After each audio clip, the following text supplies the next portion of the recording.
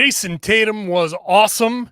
We'll talk about that. Jaylen Brown handling the ball in the fourth quarter, and Joe Mazzulla's big "I told you so" quarter. It's all right now on the Locked On Celtics podcast. Be ever ready. Recognize the city of champs. Boston, baby, we do what you can't. Locked on number 18, Tatum and Brown, J-team, step back. We gon' wet that and slay teams. Of course, the Celtics, who else could it be? Screaming like KG with the Larry O.B. Karalis above average, assessing the team status. Best daily pod, no cap, salary matching. Clutch like Bird the DJ, keep John on replay. Prime time, dapping up the truth on the sideline. Raining J's, how it started, raising banners, how we finished. Locked on Celtics pod, home of the winners. B. Hey there, welcome back to the Locked On Celtics podcast, right here on the Locked On Podcast Network, where it's your team every day, and I got you covered every day with a free, fresh podcast that drops directly to your device every Monday through Friday. Bonus podcasts when they play on the weekend, so subscribe wherever podcasts exist. Become an everydayer. You know, one of those loyal listeners just can't get enough of this show. Thank you so much to those of you to whom that applies. You're probably watching the show on YouTube as well. Getting into that comment section, let me know what you think of the show and what you think of this Celtics win over the Brooklyn Nets, which was, a fun game, I think. I'm John Karalis. I used to play a long time ago. Now I'm covering the Celtics for Boston Sports Journal. Later on, we'll get into Joe Mazzulla's big "I told you so" points in the paint versus three-pointers. That's going to be a fun conversation. Jaylen Brown, the ball handler. That's one of the big things that I think came out of this game. But let's start with superstar Jayson Tatum and his big 41-point night, 14 of 26, 5 of 11 from 3, 8 of 8 from the line, 14 rebounds, 5 assists, 2 steals, a block, and a plus 21 in a 10-point or an 8-point win. That's superstar MVP type of stuff from Jayson Tatum. Now, he's not going to be the MVP. He's probably not going to be, if he gets to number 4, I'd be surprised. But I don't know. Maybe it's early. We're just about heading into the All-Star break. There's a 30 game. Well, they're 42-12 now. So that's 54. There'll be 55 games after tomorrow. So it's a little less than 30 games for the Celtics to make one big push and kind of push Jayson Tatum front of mind in the voters. But I don't think he's going to get anywhere above 5th in the voting. Regardless, it doesn't matter. It doesn't matter. All he needs to be is playing at that MVP level when the playoffs come around. And this is an MVP level. He was hitting from everywhere, hitting from 2, getting to the rim. Had one really great play. One of my favorite plays of the season from Jayson Tatum. And it was a simple play that I highlighted on my Twitter. Horn set. He sets the pick, spins into a post up. The spacing is great. You got guys deep into each side of the corners. Derek White and Al Horford were spaced nice deep in the corners. And Tatum just spun, drop step, spin, dunk. That was such a beautiful play. Defense turning to offense. I mean, he did everything. He did everything in this game. It was a spectacular play. But as much as he did everything in the first half, especially where he had, it looked like he was on his way to another one of these 60 or 70 point nights. He was up to 31 in the first half. And then obviously in the second half, he only scored 10, which is second most on the Celtics for the second half. But nowhere near what he was doing in the first half. He did other things. And after the game, he said, I know what I can do. I know I can drop 60, but it's not about me dropping 60. And that's a real level of maturity. So let's really take a second to appreciate the level of maturity necessary, because it's very easy, and I mean very easy, for a guy like Tatum against a team like Brooklyn, who is not the best when it comes to the record, but when it comes to, they can put up some points. They can be a challenger there. And obviously we saw that, but they're 21-32 now. they're outside of the play-in tournament, and I don't know if they have enough to get into the play-in tournament. It would be easy for Tatum to say, look, I'm rolling. We're up.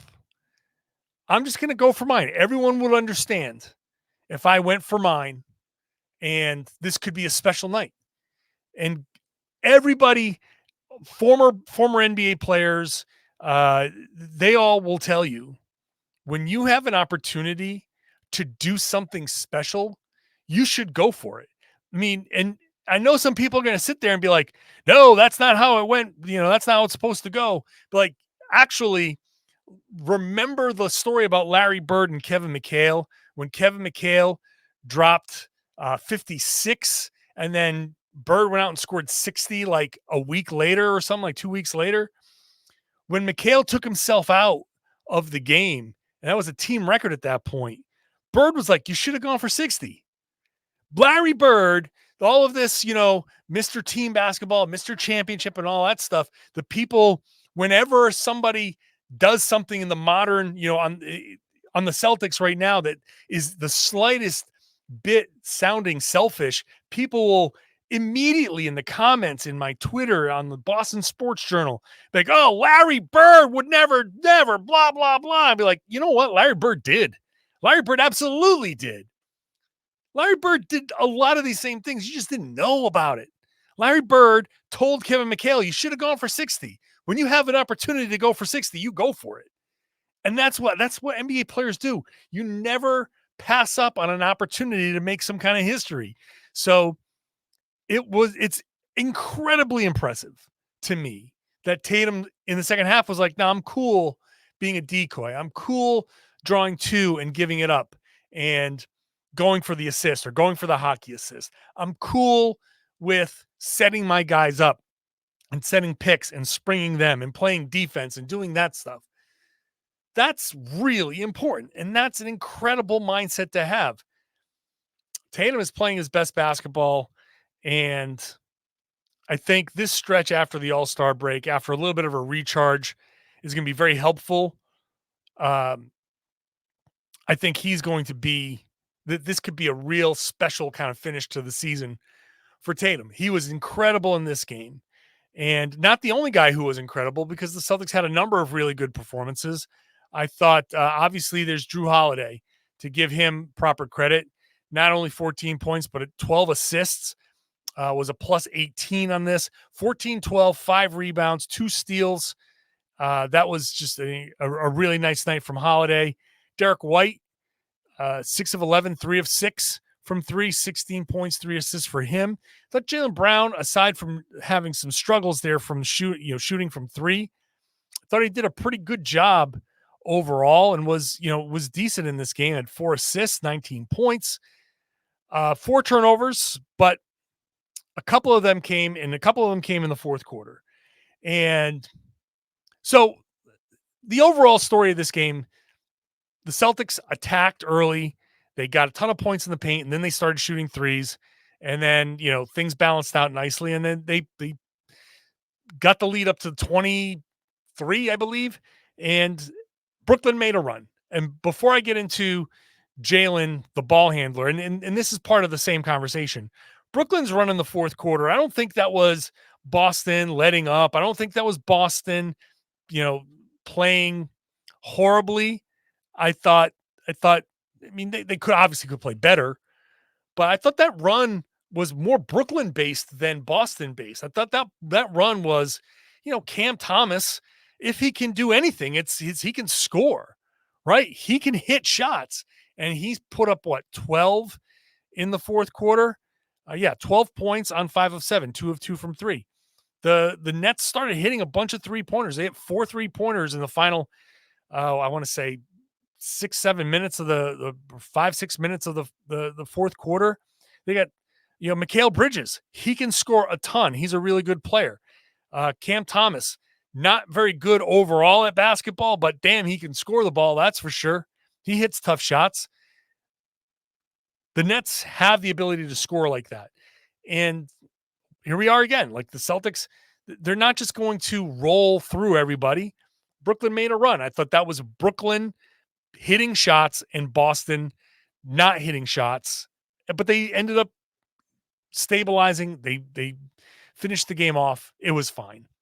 That was more game of run things than anything else the Celtics did. So I'm not worried about that. I'm not worried about letting go of the rope. That doesn't bother me. None of this bothers me. I thought it was a nice win. One more game before the All-Star break. Take the win. Get out of Brooklyn. Come home. Hopefully that game is better at home. Or like they started off really great against the Nets on the road. That game at home is going to be different. It'll be Al Horford sitting out, not Porzingis. Porzingis will play. No Ben Simmons. He won't play. I don't know if Lonnie Walker is going to play. He had a stretch where he was taking over. So there's a lot here that's going to be different in this next game.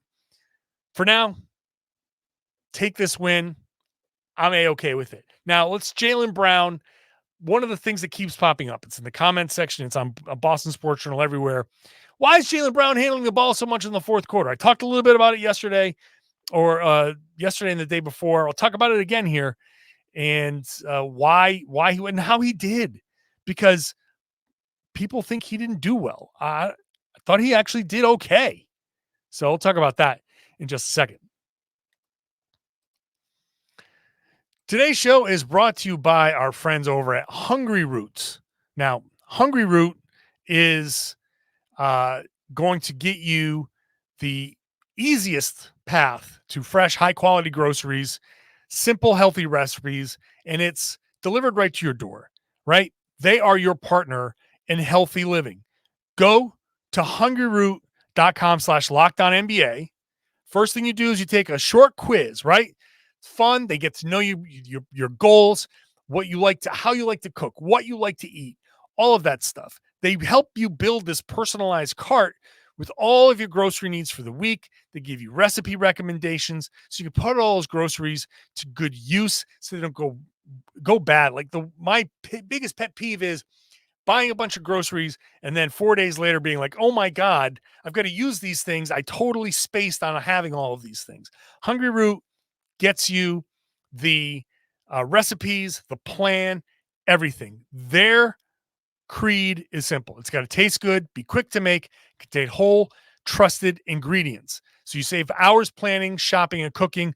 Hungry Root delivers the food that you love. And right now, Hungry Root is offering Locked On Celtics listeners 40% off your first delivery and free veggies for life. Go to hungryroot.com/lockedon.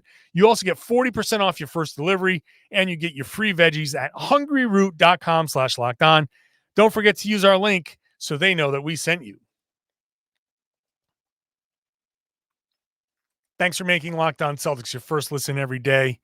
Go check out Locked On Sports today. It's the first ever 24/7 streaming channel, all sports, all the time on YouTube. So put it on there, talking about all the big stories. All of our national shows are there, and select local shows. Maybe sometimes this one gets on there so you can enjoy all of that great sports talk, not contrived sports arguments. That's my big thing there. Jaylen Brown in the fourth quarter, there was a stretch there where the Celtics saw their lead cut down to 6, and then they ran like 7 straight plays where Jaylen Brown was the primary ball handler, initiator on offense. Now, a couple of those things, he made a couple of turnovers there at the end of those 7 straight. And then he had one possession after that where he missed 2 straight 3-pointers. It was not exactly the best stretch towards the end there for Jaylen.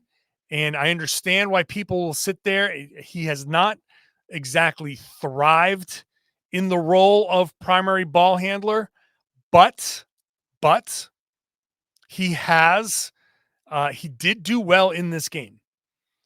If you want to focus on the turnovers, the out of bounds, and the offensive foul, you can go ahead. But if you go to Boston Sports Journal, I have the video breakdown. I've mapped it all out for you. It's pretty clear. Like, he did well in this game. And I don't understand, like, looking back at it, I don't understand how people didn't see him do well as the primary ball handler, other than The natural reaction when Jaylen has the ball as the primary ball handler is to sit there and wait for the turnover and be like, ooh, do I get the pounce now? Do I get the pounce now? Oh, nope, no, he did something good. Oh, now it's a turnover. Ooh, Jaylen's so bad at this. No, I'm a guy who's been critical of Jaylen Brown. So I'm not coming at this like some people might accuse me of, like, oh, you're just being nice because you want access. Like, no, I get the access no matter what. It doesn't matter what I say. And I've been critical of Jaylen before, but this is not one of those times. As I've said this week in the podcast, the Celtics use these games as a sort of practice. I hate to break it to you, because you are listening to, or you are watching these games, I should say, as they are trying to win, and these are their own little stories as, okay, how do you win this game? They're doing everything in their power to win this game, and every decision that's being made is being made because they're trying to win this game. And the one thing that's become clear to me over these years, me covering the team, that's not how it goes. These games in the regular season, as much as we all want to live and die by them, you, Celtics fan, watching, living and dying with every win and loss, you're sitting there thinking, like, why is Jaylen playing so much as the primary ball handler? How is that going to win us the game? And I'll be honest with you, that's how I used to think. But having been in this job long enough and having talked to people and seen and understand like what they're trying to do, this game is as much a glorified practice as it is an NBA game. You know, all of those points in the paint, which I'll get to in the next segment, all of those post-ups in the first quarter, you know what those felt like? That felt like fourth quarter offense. That felt like fourth quarter offense that they ran in the first quarter. So the other teams couldn't get fourth quarter. You know, when you go ask your film room, be like, hey, get me all the fourth quarter, last 5 minutes, Celtics execution. And you sit there and you're like, hey, why didn't the Celtics go back to that post game in the fourth quarter? It really worked. Well, they did it all in the first quarter. So maybe when teams go back into look at all the fourth quarters, they go, okay, we don't see a whole lot of posting up. So I don't think the Celtics are going to post up. And then the Celtics, having practiced the post ups earlier in the game, have something to go to in the fourth quarter. You know what I mean? Look, gamesmanship. So these games are used as a sort of like practice. So the zone, for example, they used a bunch of zone in this game. It was not good. It was very passive. They didn't play up on the ball enough. They didn't rotate well behind it. I don't know if playing the zone got them a little like lax. They kind of lost their intensity. The zone wasn't good, but kept going to it. Why? Because you're going to need in a playoff game somewhere, right? Game 5 at home, 2-2 series against Milwaukee, right? You need to win that game. And all of a sudden, there's 3 possessions of zone that confuse them. And you win the game by 2. And those possessions you can point to as, wow, that's really interesting. That actually could have won them. That probably won them the game. That's why you go to zone a bunch in the regular season. That's why you go to Jaylen Brown as a primary ball handler. Because in that Milwaukee series, that theoretical Milwaukee series, if you've got Damian Lillard on Drew Holiday, they're trying to hide him on maybe the lowest percentage guy in the playoffs. Okay. So you run Jaylen. Here's an option. Jaylen as the primary ball handler, and Holiday and Tatum run some off-ball action that you can't blitz the off-ball action, because then you're just going to leave one guy wide open and he's just going to cut to an open spot and get a clean shot. This isn't about a matchup. You can switch, you can try to do something, but with Derek White in one corner spacing and like Porzingis either down low coming up like he's going to set it, whatever they do with Porzingis, set a pick for Jaylen.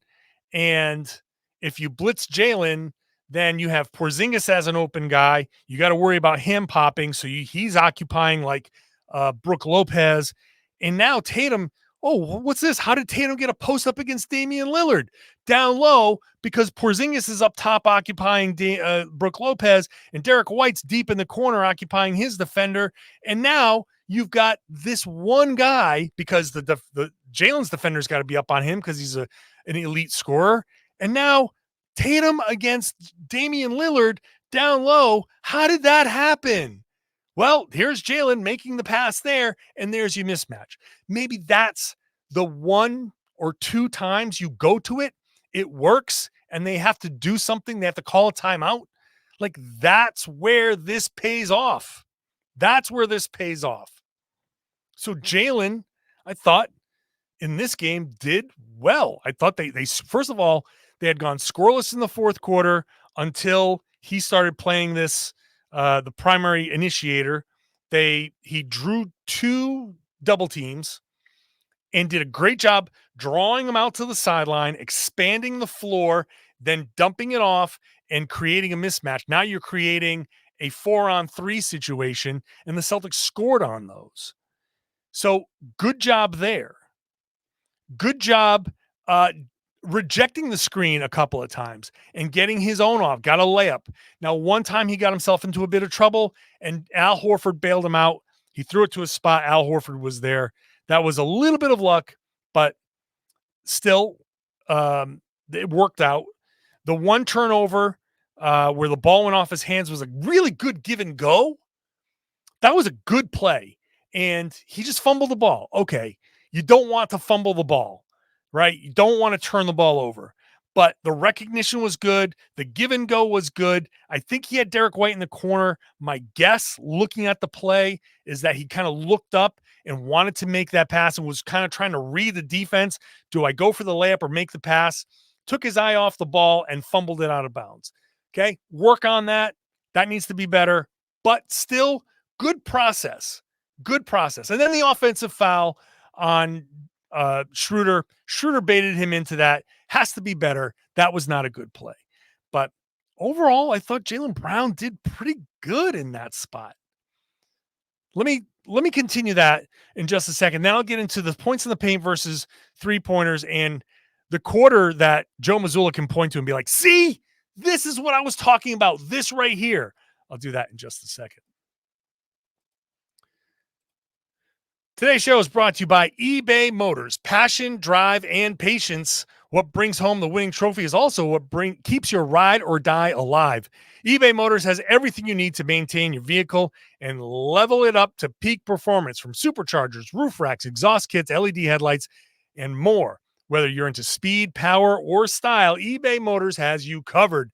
With over 122 million parts for your number one ride or die, you'll always find exactly what you're looking for. And with eBay Guaranteed Fit, your part is guaranteed to fit your ride every time or your money back. Because with eBay Motors, you're burning rubber, not cash. With all the parts you need at the prices that you want, it's easy to turn your car into the MVP and bring home that win. Keep your ride or die alive at ebaymotors.com. Eligible items only. Exclusions apply. eBay Guaranteed Fit, only available to U.S. customers. Thanks for making Locked On Celtics your first listen every day. Go check out Locked On NBA. Rotating hosts all week long. I normally host on Wednesdays. Not this week because the Celtics played tonight, but normally I'm there with Jake Madison of the Locked On Pelicans podcast. It's a fun show. It's a great way to get caught up on the whole league, all the big stories, so go check that out there. So Jaylen, now look, the two turnovers from Jaylen, you don't want them to be turnovers. But like I said, the give and go was great. I liked the give and go better than the play where he rejected the screen, kicked it out to Al Horford, got the ball back and scored, because the kick to Al Horford was a little bit of desperation. Okay, so I like the give and go better. That's fine. Run that play 20 times. That's going to work out 17 of them, right? So the push off against Schroeder, you don't want to do that. Then he had the two straight possessions where he missed the three straight on, got it back, missed it straight on. Two wide open shots. They were both halfway down. I'm not going to get worked up about that. Yes, Jayson Tatum was open. All right. And you say, oh, get it over to Jayson Tatum. Oh, he's got 40 points. Why are you not giving it to Jayson Tatum? Because he's Jaylen Brown. Let the guy freaking shoot. Like, that shot was halfway down. Okay. Not a big deal, right? It's not a big deal. They turn it around. They got buckets on their next two possessions. Derek White with the three, Tatum with the finger roll. And then they kind of sandwiched that around a couple of threes from the Nets, and those 3-pointers kind of kept them afloat. But Celtics closed it out. Now, the 3-pointers versus 2-pointers. I thought that first quarter, if Joe Mazzulla really wants to say, hey, this is what I'm talking about, guys. This is what I'm talking about with the math, the 3-pointers. The Celtics got into the paint early on, playing in the post, like I said. Transition buckets, 20 points in the paint in the first quarter. They had 50 overall. Great. You want them to attack, right? But about 4 minutes to go, 5 or so, the Celtics had 20 points in the paint. They led by 3 because Brooklyn was 5 of 8 from 3, and Boston hit 2 3-pointers. So Boston was dominating. They were getting out into transition. They were getting into the post. They were scoring at will, doing whatever the hell they wanted. And they were up 3 because Brooklyn was hitting 3-pointers. Then Derek White hits a 3. Jayson Tatum hits 3 straight threes, gets a 4-point play on one of them. And all of a sudden, the lead is pushing double digits. And Mazzulla, no one asked him after the game. I wasn't in Brooklyn, so I didn't get a chance to ask him this. But maybe I'll ask him before the game on Wednesday night. The Celtics were dominating from 2, hitting everything, and they only were up by 3. And then the 3-pointers start to fall, and the Celtics get some separation. Because what Brooklyn was doing was they were getting to the rim at that point, and they were trading 3 for 2. So that's not to say you don't attack. You do attack. That's not to say you don't post up. You want to post up. But if there was ever a microcosm of what Joe Mazzulla is talking about, it's that first quarter against the Brooklyn Nets, February 13th, 2024.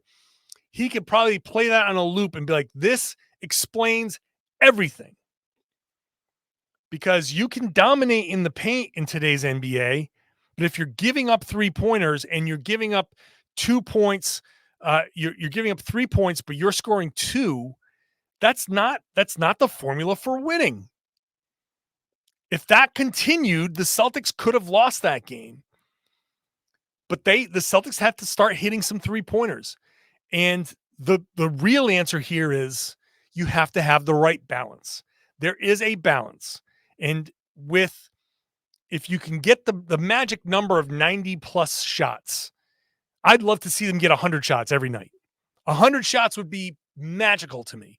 That means they're playing at a fast enough pace. They're getting some early offense stuff. That means they're getting some turnovers. Like that, 100 shots in a game is chef's kiss, beautiful basketball to me. Because I just know what it takes to get to that 100 shots. It's not easy. It doesn't happen very often, but I do think that's the number. So let's just go with that for a second. Of those 100 shots, how many threes, how many twos? I mean, I think the perfect balance would be kind of like a 55-2, 45-3 split. Like you kind of want 40 to 45 3-pointers. If you can get 100 shots up, you probably want 40% of your shots to be 3-pointers, 45% of your shots to be 3-pointers. You want 55 or so shots to be 2-pointers, attacking the rim, attacking closeouts, some mid-range shots, some post-up, some fadeaways, some Jaylen Brown, middle of the paint, flick of the wrist kind of shots, those things. Sure. You need to have the right mix, and you need to have the appropriate number of free throws to go with that. But for people who say they shoot too many threes because they get up 40 or 45 of them, there are nights, sure, where they force some, for sure. But that first quarter is all the evidence Joe Mazzulla needs to point to say, yeah, that's great. Yeah, you got to attack. But especially when you're playing another team that loves to get three-pointers up and has guys capable of getting hot and hitting a bunch of them, you got to generate good three-pointers. You've got to take a fair amount of them. That's today's NBA. That's when I talk about Mazzulla ball and making the right read and all that stuff, that's one element to it. But the math, that part of it, you have to take three-pointers. You have to take a bunch of three-pointers. And that's how it goes. Like that's something that when you watch that game and you think back of that game, that's got to be one of your takeaways. So I know it's tough. And most people will sit there and be like, you can't overdo attacking the rim. And the answer is you can. You can overdo attacking the rim.